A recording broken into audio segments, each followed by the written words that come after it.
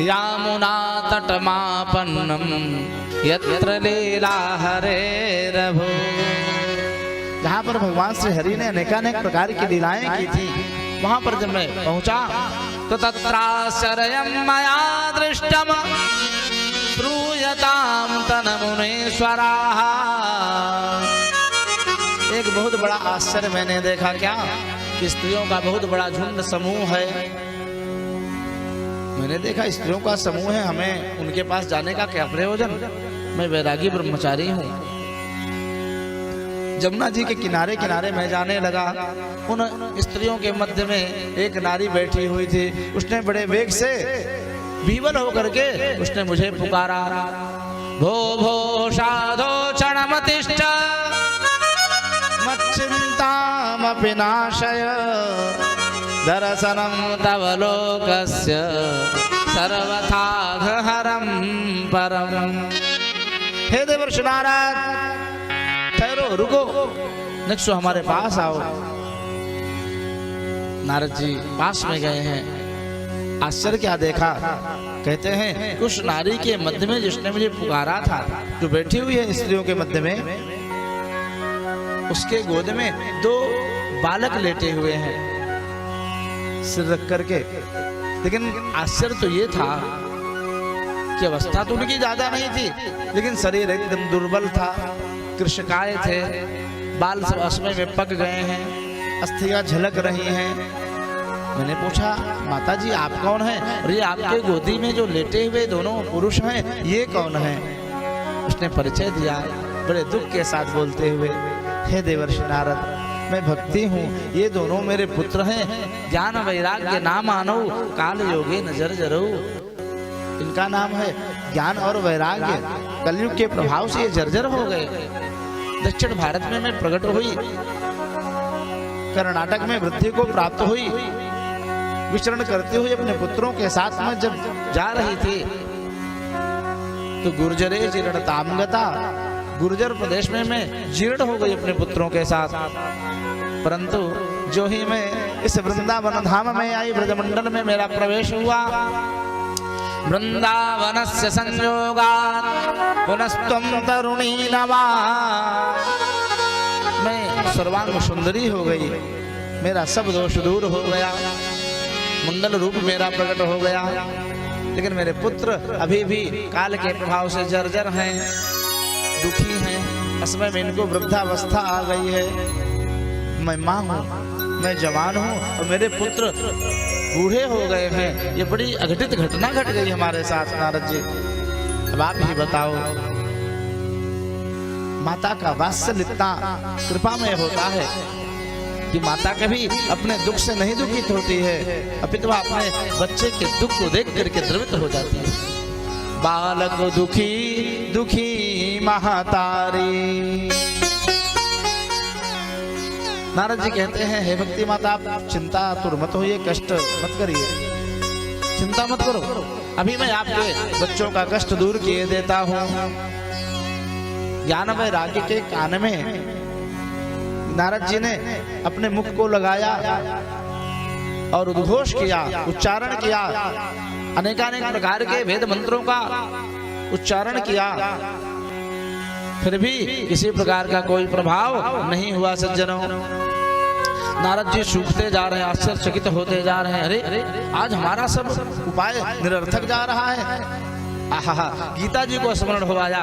गीता जी तो परम दिव्य भगवत वाणी है। यह विष्णु मुख से प्रकट गीता है, सुधा समझान लो, गंगायुधक गीता पिए नर मुक्त होता जान लो।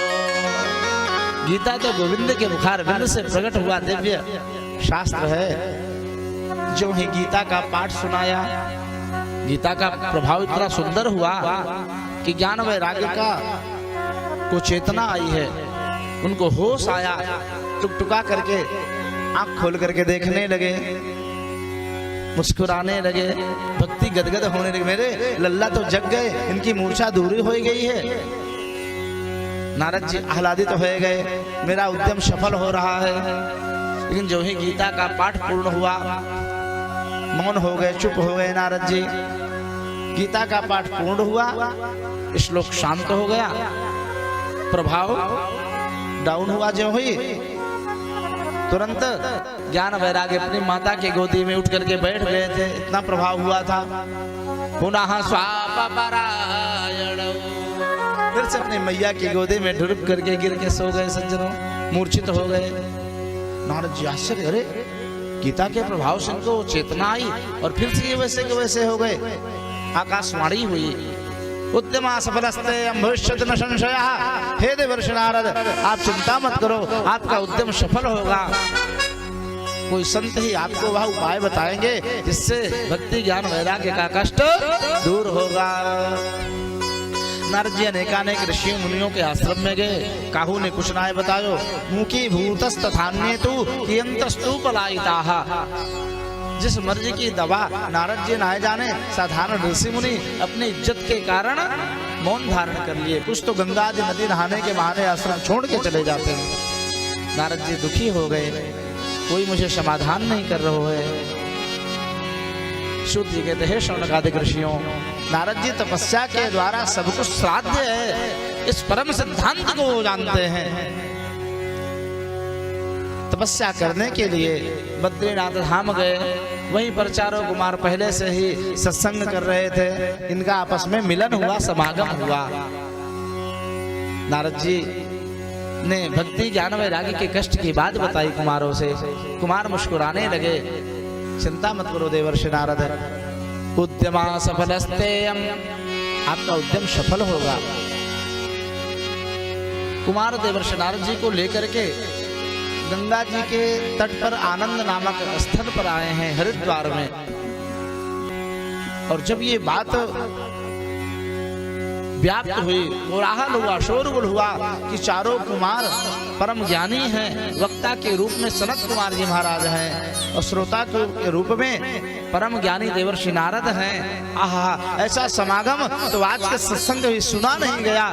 इतने उत्कृष्ट श्रेष्ठ वक्ता और श्रोता, ऐसा संजोग आप तक कभी नहीं सुना देखा गया।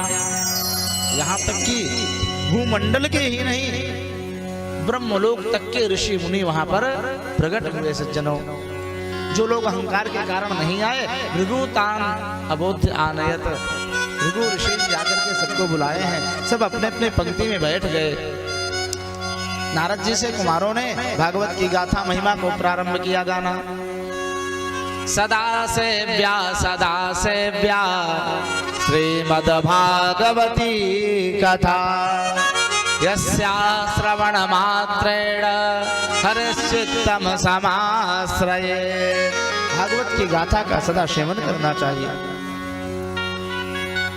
ग्रंथोष्टादश सहस्रो 12 स्कंद संहिताः, परेच्छिक्षुक संवादम शृणु भागवतं च तत्। तत् श्रीमद् भागवत शास्त्रम शृणुत, उस श्रीमद् भागवत की गाथा को आप लोग सुनिए। इसमें शुकाचार्य और परीक्षित जी का संवाद है सज्जनों, क्योंकि भागवत 2 हैं। दिनेश जी, भागवत कितने हैं? कौन कौन मालूम है कि नहीं? ना मालूम? अरे आप YouTube में कथा तो बहुत सुंदर सुंदर देखते हो, सत्संगी तो आप हैं, लेकिन ध्यान नहीं दिया आप। भागवत भी 2 हैं, एक है श्रीमद् भागवत और दूसरो है श्रीमद् देवी भागवत, जिसमें भगवती दुर्गा के दिव्य लीला चरित्रों का व्यास जी ने वर्णन किया है। तो इस प्रकार से जो ही भागवत की गाथा को 7 दिवस पर्यंत कुमारों ने नारद जी को सुनाया, ऋषि मुनियों के मध्य में भक्ति महारानी अपने ज्ञान वैराग्य पुत्र जो काल के कलयुग के प्रभाव से जर्जर हो गए थे, वे दिव्य तरुणावस्था को प्राप्त कर लिए और प्रकट होकर के दिव्य नृत्य करने लगे, नाचने लगे, श्री कृष्ण गोविंद हरे मुरारे का गान करने लगे।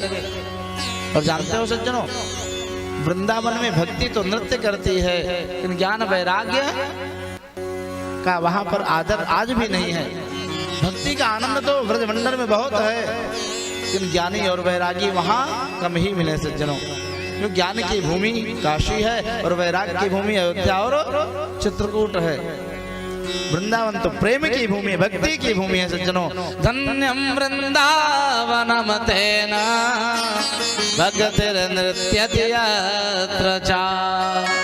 वो वृंदावन धाम धन्य है जहाँ पर भक्ति महारानी प्रत्यक्ष नृत्य करती हैं सज्जनों।